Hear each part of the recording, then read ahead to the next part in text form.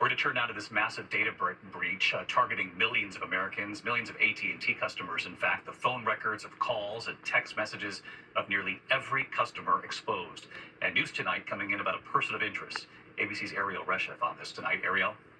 David, AT&T says hackers stole call logs and texts from nearly all of its customers back in April. That breach affecting roughly 109 million accounts. Now, the company says that the data from 2022 does not contain the content of those calls or texts or any personal information like social security numbers or birth dates, but hackers did gain access to phone numbers, which they could link back to names. The Justice Department confirms that it is investigating and granted AT&T permission not to report this breach until now, citing national security reasons.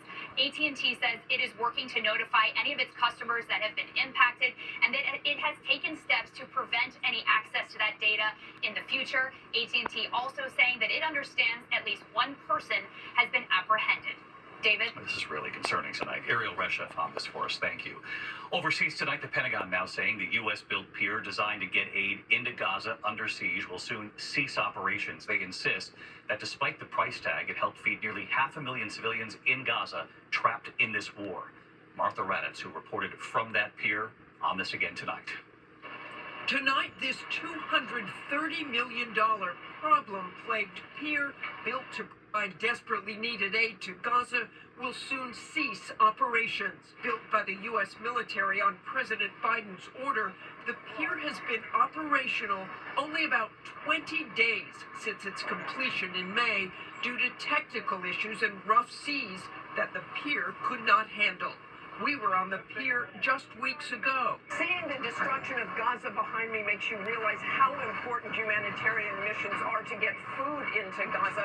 But it's also obvious how difficult it is on this floating pier. You feel it go up and down, and you can hear the clanging as well.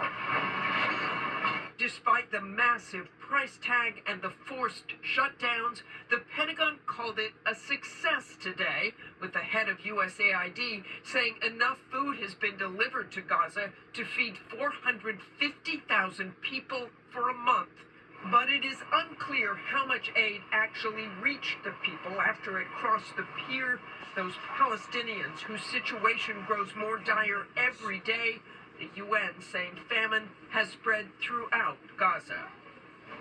Even President Biden said he had hoped the pier would be more successful, but the Pentagon is working on alternate ways to provide aid. David? Martha Raddatz, who has followed this from the start. Martha, thank you. Back here tonight, Rudy Giuliani has lost his bid for bankruptcy protection.